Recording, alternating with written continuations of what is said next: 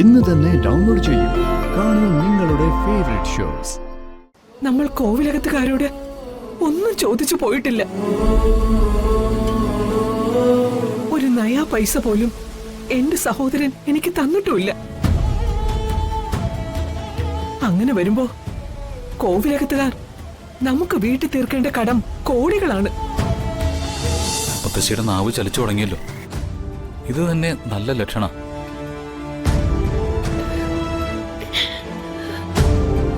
വൈകാതെ മുത്തശ്ശിക്ക് സംസാരിക്കാനും പറ്റും. അച്ചമ്മയുടെ മോൻ ഒന്നും പറ്റിയിട്ടില്ല.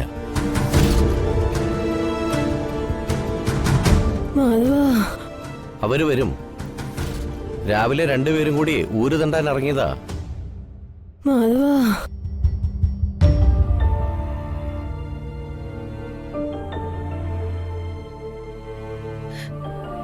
അച്ചമ്മ പേടിക്കണ്ട. അവരെ ഈ പ്രകാശം കണ്ടുപിടിച്ചോണ്ട് വരും. നിർത്ത്.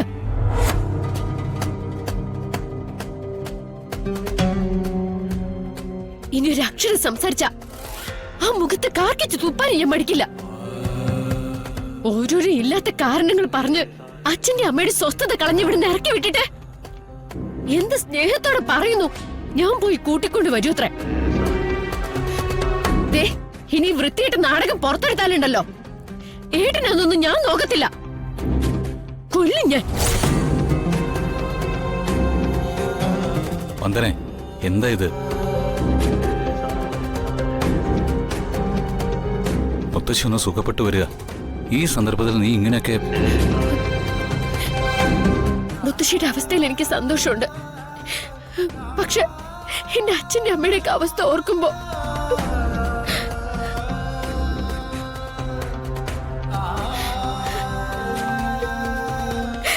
അവര് ജീവിച്ചിരിക്കുന്ന മരിച്ചൊന്നും ഒരു രൂപവുമില്ല.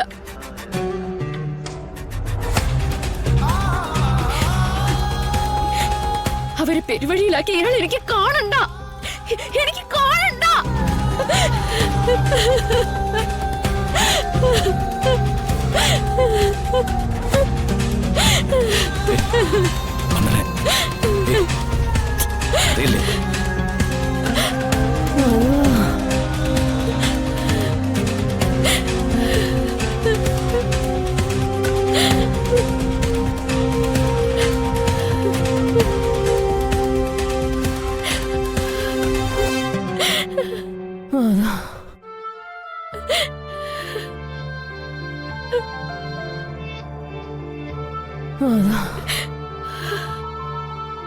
സ്വന്തമായി കിട്ടിയ പണം സ്വരൂപിച്ചും പകുതി വയറ് നിറച്ചും പട്ടിണി കിടന്നൊക്കെ ഒരു വീടുണ്ടാക്കി.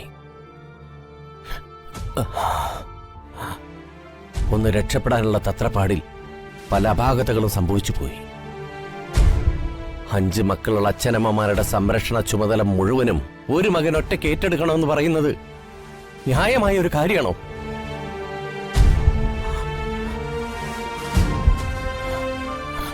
അങ്ങനെ ഏറ്റെടുത്തിരുന്നെങ്കിൽ ഈ ജന്മം എനിക്കൊരു സ്വന്തമായിട്ടൊരു വീടുണ്ടാകുമായിരുന്നോ? അച്ഛന്റെ അമ്മയുടെ കാര്യത്തില് ഈ പ്രകാശന് മാത്രമാണോ ഉത്തരവാദിത്തം?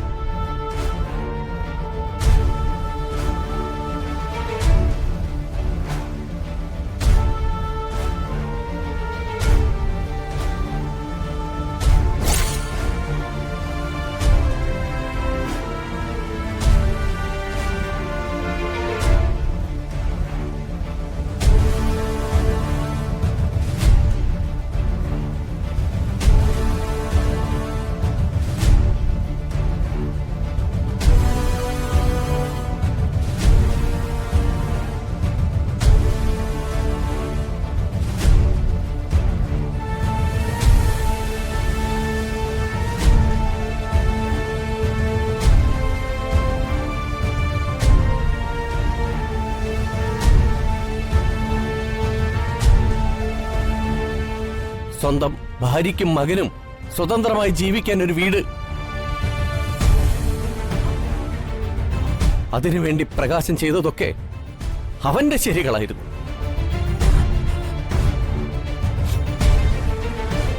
അതിനുവേണ്ടി മാതാപിതാക്കളെ 2 വീടുകളിലേക്കായിട്ട് മാറ്റി താമസിപ്പിച്ചത് തെറ്റായിരുന്നില്ല,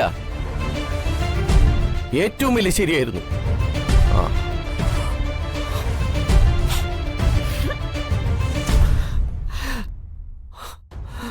എന്ത് മനസ്സിലാക്കി? എന്നോടെന്താ എന്റെ ഭാര്യയും സഹോദരങ്ങളും ക്ഷമിക്കാത്തത്?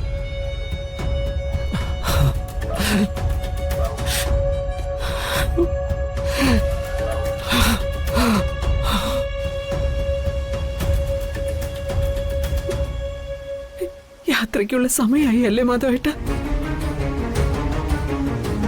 മാധവേട്ട, ഇനി ഈ ജന്മം ഈ ഭൂമിയിൽ നമ്മൾ ഒരുമിച്ചൊരു ജീവിതമില്ല. ഇനിയുള്ള കാലം നമുക്ക് പരലോകത്ത് ഒരുമിച്ച് ജീവിക്കണം.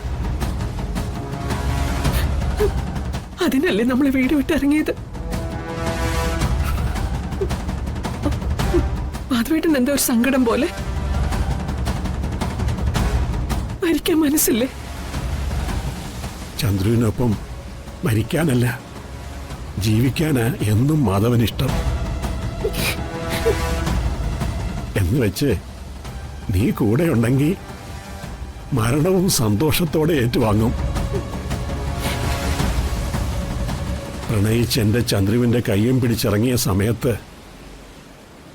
നിന്റെ കോവിലകത്തുള്ളവരുടെ മുഖത്ത് നോക്കി അഹങ്കാരത്തോടെ നീ വിളിച്ചു പറഞ്ഞ ആ വാക്കുണ്ടല്ലോ,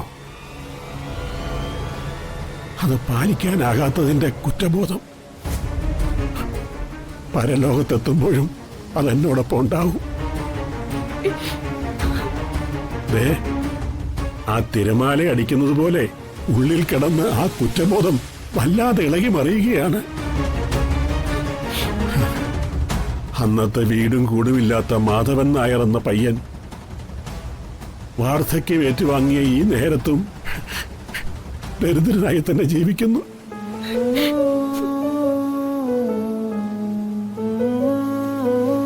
മാധവേട്ട, കോവിലകത്തിന്റെ കോടിക്കണക്കിന് സ്വത്തിന്റെ നേർപകുതി അവകാശി ഞാൻ മാത്രം.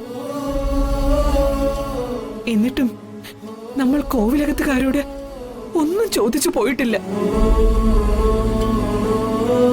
ഒരു നയാ പൈസ പോലും എന്റെ സഹോദരൻ എനിക്ക് തന്നിട്ടുമില്ല.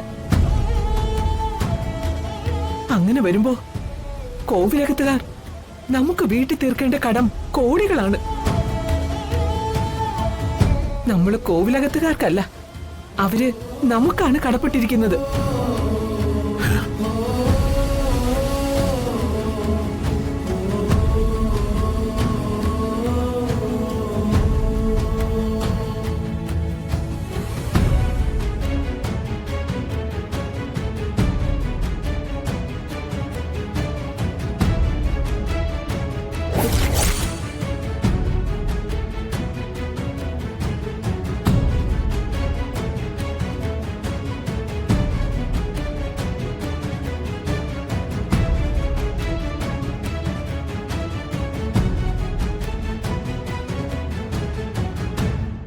മാനത്തെ കൊട്ടാ